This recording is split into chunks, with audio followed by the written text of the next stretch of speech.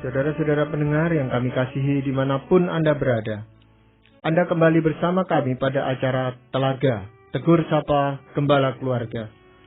Saya Gunawan Santoso dari Lembaga Bina Keluarga Kristen, dan kali ini saya bersama Ibu Wulan, Sarjana Teologia. Kami akan berbincang-bincang dengan Bapak Pendeta Dr. Paul Gunadi. Beliau adalah seorang pakar dalam bidang konseling, serta dosen di Seminari Alkitab Asia Tenggara, Malang. Kali ini kami akan berbincang-bincang tentang pulih setahap demi setahap. Kami percaya acara ini akan bermanfaat bagi kita sekalian, dan dari studio kami mengucapkan selamat mengikuti.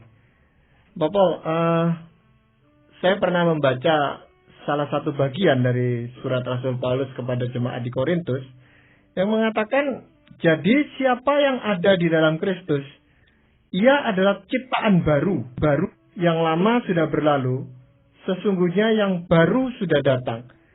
Nah, yang ingin saya tanyakan itu Pak Paul, ya, perubahan itu terjadi secara drastis atau bertahap gitu Pak Paul? Secara bertahap Pak Gunawan. Jadi firman Tuhan mengatakan secara status ya, kita adalah ciptaan yang baru. Kita adalah anak Allah sekarang. Kita sudah dikeluarkan dari maut dan masuk ke dalam kehidupan. Namun untuk kita menjadi serupa dengan Tuhan, nah itu memerlukan waktu ya. Dan kita dituntut dari pihak kita untuk berusaha ya, bekerja keras bersama dengan kuasa Roh Kudus untuk memperbarui hidup kita ini. Ya, berarti ada suatu perjuangan di dalam proses itu yang harus kita lewati. Betul sekali. Dan perjuangan ini memang nggak mudah. Namun kadangkala Pak Gunawan, perjuangan ini nih dipersulit ya oleh kesalahpahaman kita akan konsep mengenai pulih ya. Konsep mengenai sembuh. Kita ingin sembuh, kita ingin pulih dengan cepat. Nah, konsep ini ialah yang saya kira kadangkala menyesatkan kita. Jadi perjuangan itu yang pertama-tama adalah melawan diri kita sendiri ya? Betul, ini semuanya memang kembali kepada diri ya, kepada apa yang telah menjadi bagian hidup kita sebelum kita mengenal Tuhan. Tetapi kan faktor di luar kita juga seringkali menghambat proses pemulihan itu Bapak. Sudah tentu ada pengaruhnya ya dari luar. Kalau lingkungan mendukung kita, otomatis kita akan bisa lebih mudah ya bertumbuh. Tapi kalau memang lingkungan tidak mendukung kita, ya kita akan lebih lambat untuk berubah. Sebenarnya pulih itu dalam arti apa Pak? Yang pertama adalah pulih itu tidak berarti hilang. Ya, kita kadang-kala mengkonsepkan pulih itu tuh sama dengan menghilangkan bagian diri kita yang tidak kita inginkan lagi. Kita seolah-olah tidak akan lagi harus berurusan ya dengan problem kita yang terdahulu itu tuh. Tidak ya. Pulih itu tuh seringkali hanyalah berarti kita dapat mengatasi dan tidak lagi dikuasai oleh problem itu. Nah, ini saya gunakan untuk semua kasus kecuali dalam kasus kecanduan. Misalkan kita ini alkoholik. Waktu kita pulih, kita itu tuh memang harus lepas 100% dari alkohol itu, atau kita pengguna narkoba. Kita harus lepas 100% dari narkoba itu. Kita tidak bisa berkata, ya saya boleh pakai sekali-sekali, asal saya bisa menguasainya. Tidak bisa. Ya, khusus untuk kecanduan, kita harus putuskan hubungan dan menghilangkan ya kecanduan itu sendiri. Tapi untuk hal-hal yang lain, saya kira enggak ya. Pulih itu tuh tidak berarti menghilangkan. Pulih hanyalah berarti mengatasi dan tidak lagi dikuasai. Tapi Pak Paul di 2 Korintus 5 tadi yang 17 yang dibacakan oleh Pak Gunawan, kan jelas-jelas disebutkan ciptaan baru gitu ya, new creation, terus ditambah lagi penjelasan bahwa kalau ciptaan baru itu yang lama sudah berlalu dan yang baru sudah datang gitu. Tapi kalau misalnya tadi Pak Paul bilang belum nggak hilang, masih ada, berarti yang lama itu berarti belum berlalu dong Pak Paul. Dalam proses ini memang ayat harus kita soroti ya dari kacamata proses. Kalau boleh saya gunakan tafsiran saya ya. Jadi yang lama sedang berlalu, yang baru juga sudah datang, tapi dalam pengertian datang untuk menguasai kita, itu juga akan perlu proses. Yang lama berlalu, tapi enggak semuanya berlalu secara seketika. Yang baru sudah datang, tapi yang baru itu tuh belum menguasai kita secara keseluruhan dan akan memerlukan waktu untuk menguasai kita secara keseluruhan. Itu cara pertama untuk melihatnya.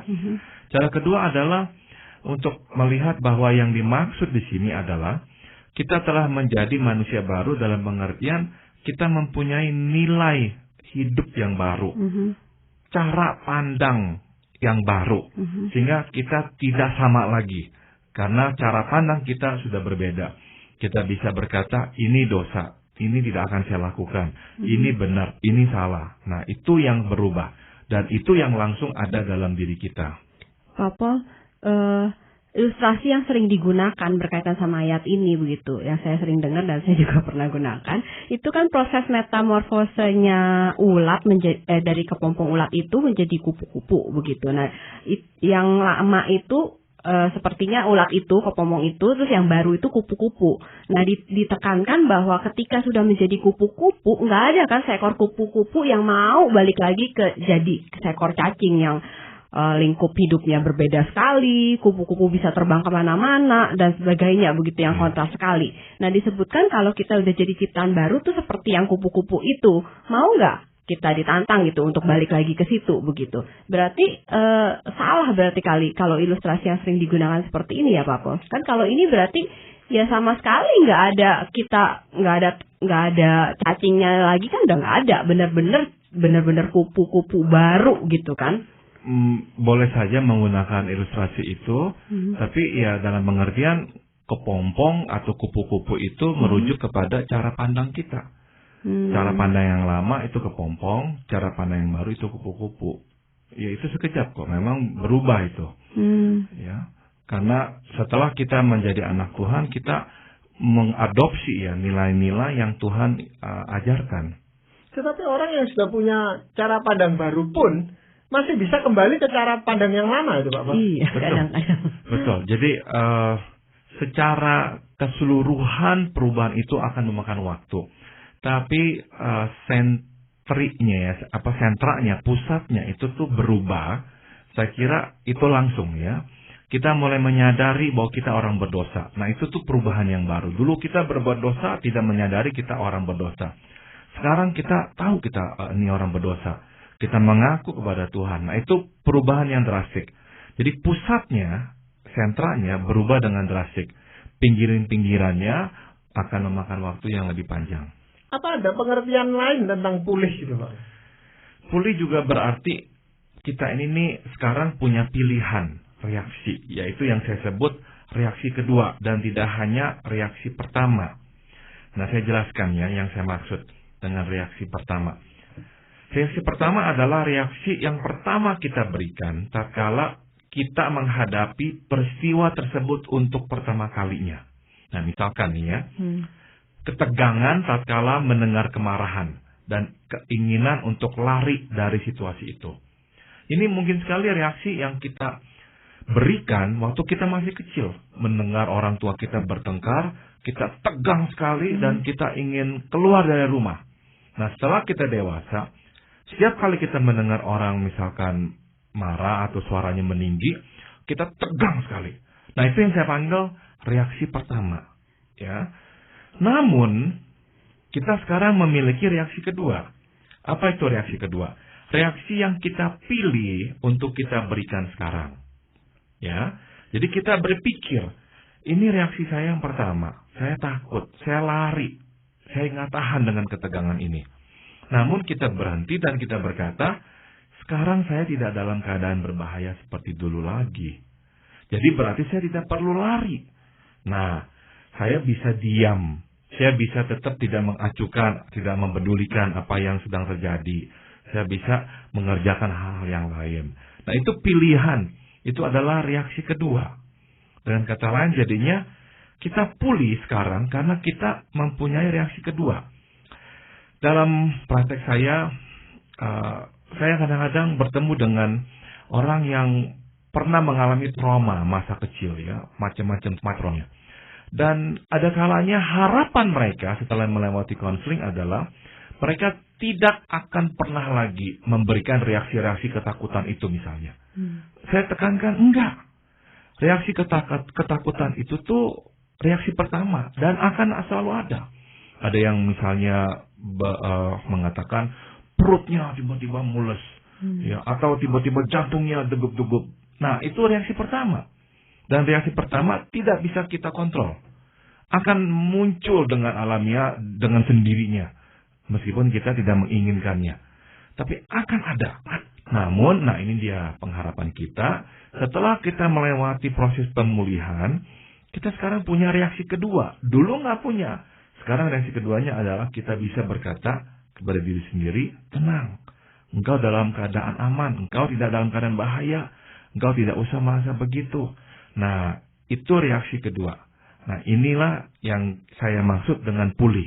Memiliki reaksi kedua.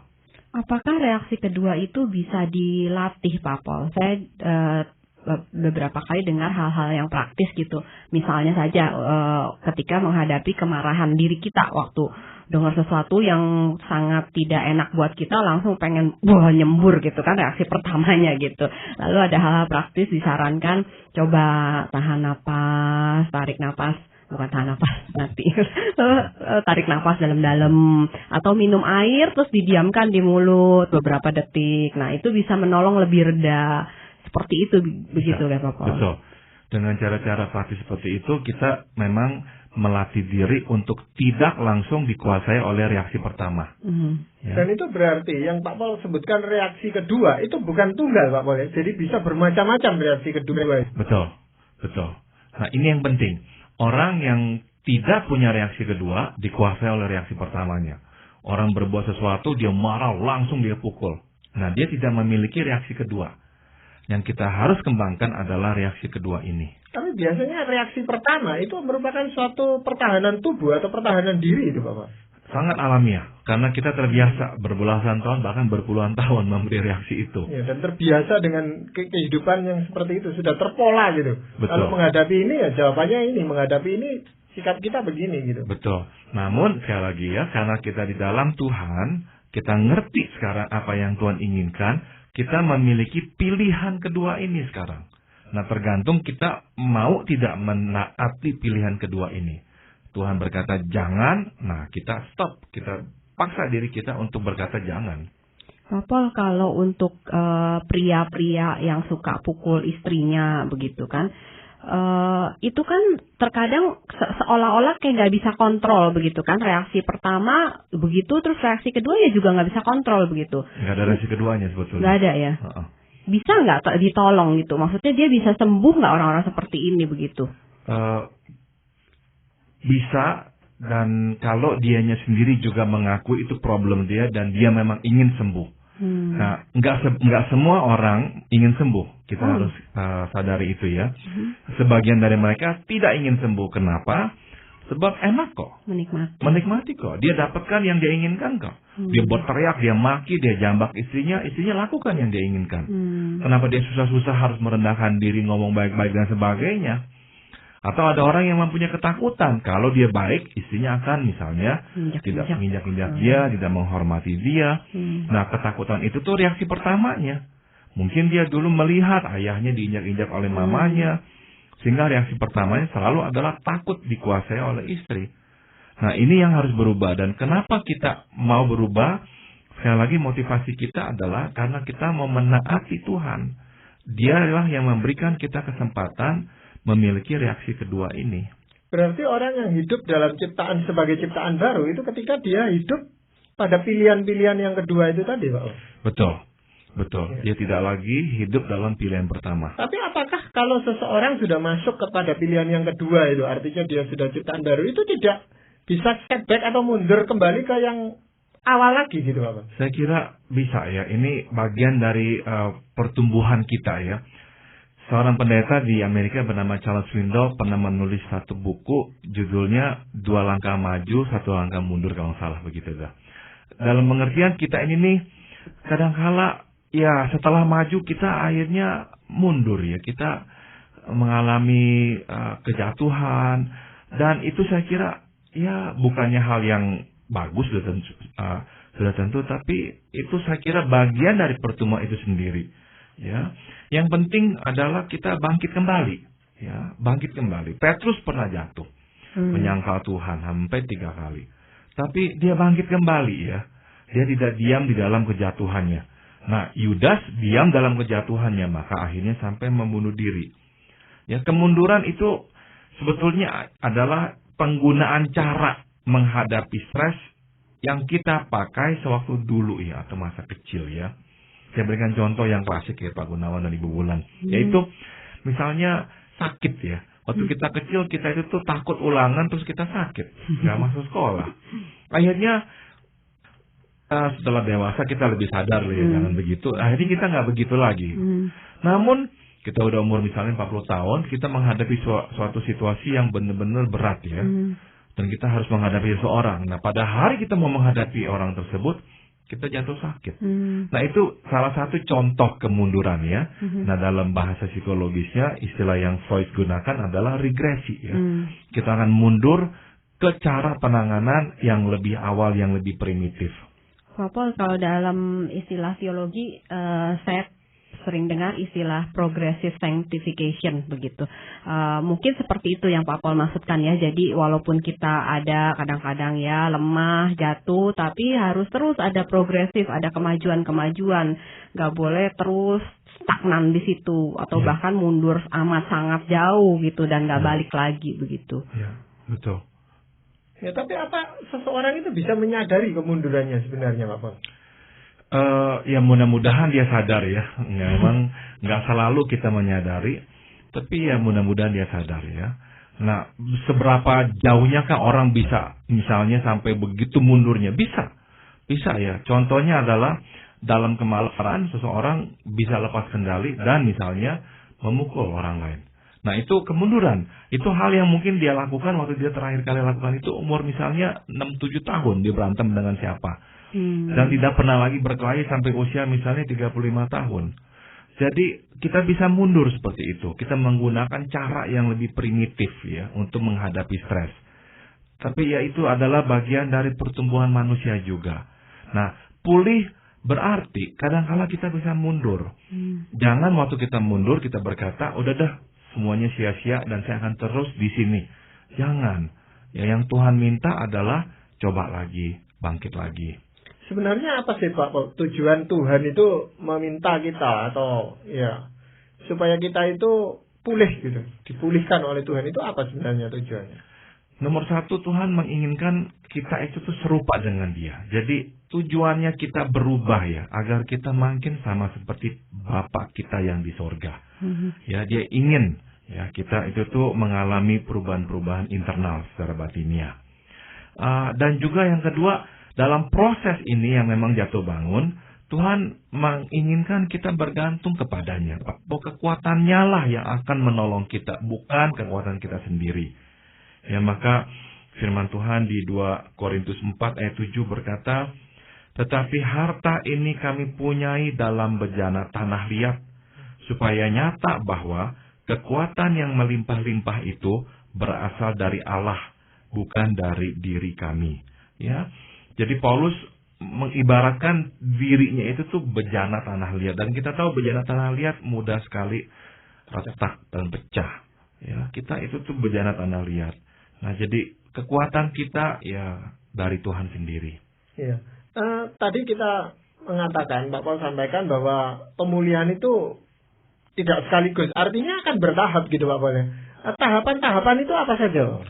Yang pertama adalah mengakui permasalahan yang ada ya. Jangan menyangkal, jangan mengecilkan masalah. Perlu keberanian yang sangat besar mengakui inilah masalahnya. Seringkali kita lari kanan kiri ya, mengecilkan masalah lah, melemparkan masalah lah. Jangan, akui apa adanya masalah itu. Pak Paul, gimana kita mengakui permasalahan gitu? Padahal ini titik poin pertama ya. Karena permasalahannya justru kita seringkali tidak menyadari bahwa kita punya masalah. Seperti yang tadi Pak Gunawan udah singgung begitu. Saya kira waktu orang ngomong, reaksi dari lingkungan kita juga mendukung ya.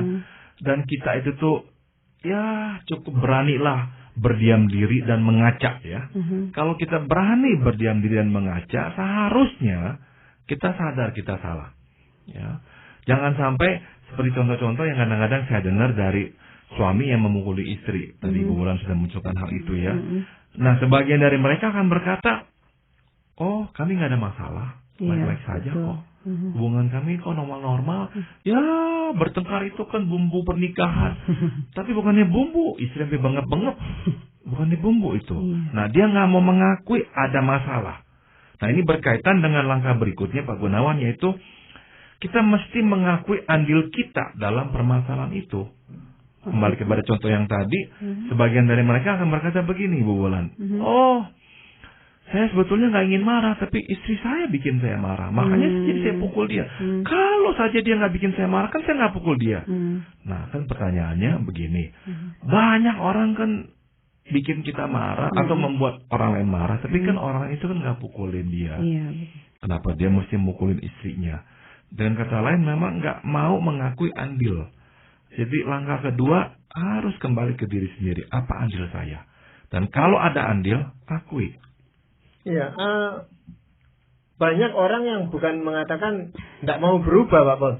Tetapi untuk berubah dengan drastis itu yang dia merasa tidak mampu. Dan itu saya kira salah satu pemikiran yang membuat kita akhirnya lumpuh, nggak berjalan. Karena kita membayangkan kita harus secara serentak dan mengambil langkah yang drastik ya untuk berubah itu tuh. Enggak.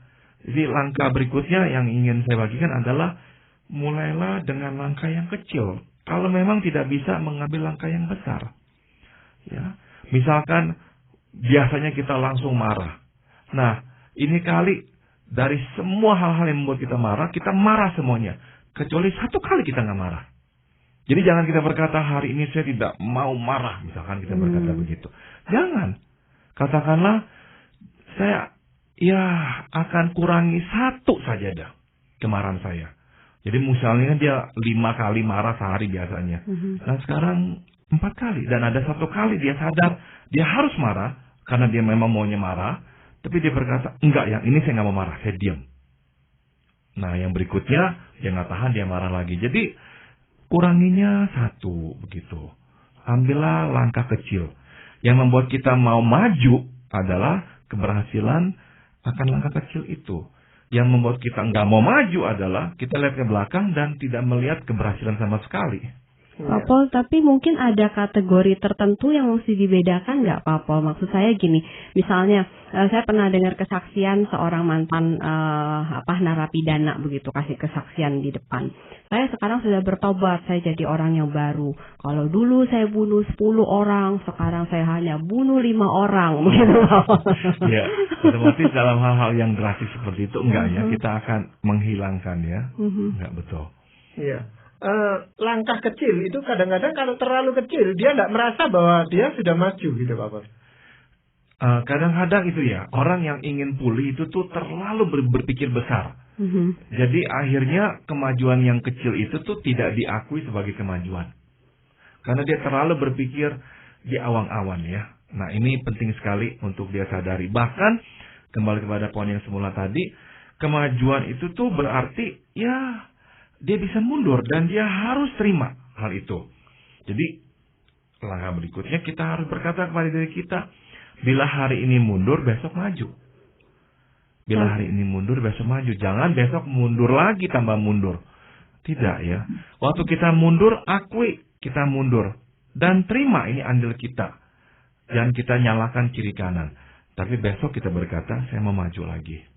Tapi Pak Pol, lingkungan justru seringkali menuntut lebih daripada yang tadi Pak Pol udah ajarkan begitu ya. Misalnya seseorang tiba-tiba lahir baru di tengah-tengah keluarga yang semuanya belum Kristen begitu. Keluarga ini menuntut harus ada perbedaan. Misalnya seseorang yang biasa marah terus dia nggak berubah gitu. Seringkali nada sinis kan, apa bedanya kamu sebelum Kristen sama udah Kristen? Nggak ada bedanya. Buat apa saya juga jadi Kristen begitu? Kan mereka maunya melihat suatu perubahan yang drastis begitu, yang bisa dilihat nyata gitu Pak Pol. Ya, saya kira kita ini nih memang secara umat manusia kadang-kadang ya terbuai oleh impian-impian ya. Hidup tidak dalam realitas. Kita mengharapkan orang bisa berubah dengan seketika ya. Melupakan bahwa kita sendiri pun tidak begitu. Iya. Kita sendiri pun tidak berubah dengan seketika. Mungkin itu pengaruh mode instan itu Pak sekarang Pak. Kita kan Iya. maunya cepat-cepat semuanya gitu Pak. Minum kopi cepat, makan mie cepat gitu Pak. Dan kadang-kadang yang terjadi kita mengharapkan orang lain yang Iya. berubah seketika. Kita akan sangat bersabar dengan diri sendiri. Nggak apa-apa, nggak berubah. Dalam kaitan sabar itu Pak boleh. Sebenarnya ya kalau majunya terlalu sedikit kita itu merasa jengkel dengan diri kita sendiri itu Pak Bang. Itu saya kira reaksi yang wajar ya. Kadang-kadang kita marah sama diri sendiri. Kok masih begini saja? Kok belum maju? Nggak apa-apa ya. Itu saya rasa ya reaksi yang normal. Tapi jangan sampai kejengkelan kita memadamkan api untuk mau terus berkorban dan untuk maju. Jadi poin terakhir yang saya ingin bagikan adalah jangan menyerah, jangan meninggalkan Tuhan. Ya, tetap pegang kaki Tuhan. Apapun yang terjadi, kita lihat diri kita mundur, kita lihat diri kita terjungkal, jangan lepaskan kaki Tuhan. Terus pegang kaki Tuhan, sebab yang akan memberikan kita kesempatan lagi adalah Dia. Yang akan memberikan kita kekuatan adalah Dia juga. Kalau kita lepaskan kaki Tuhan, kita terlepas. Benar-benar terlepas dan tidak lagi ada pengharapan. Memang ini membutuhkan ketekunan yang luar biasa Pak boleh. Iya, betul. Tekun dan misalkan nih ya, nggak malu berdoa. Walaupun ada rasa malu, kok masih begini terus. Tapi jangan berhenti berdoa. Bahkan dalam doa, katakan, Tuhan, saya kok malu datang kepada Engkau. Karena saya masih seperti ini. Jadi, jangan karena malu tidak berdoa. Justru berdoalah dan katakanlah, Tuhan saya malu. Justru begitu. Berarti proses itu yang Tuhan hargai gitu Pak boleh. Betul. Dan Dia inginkan kita berbagi susah dan duka dengan Dia.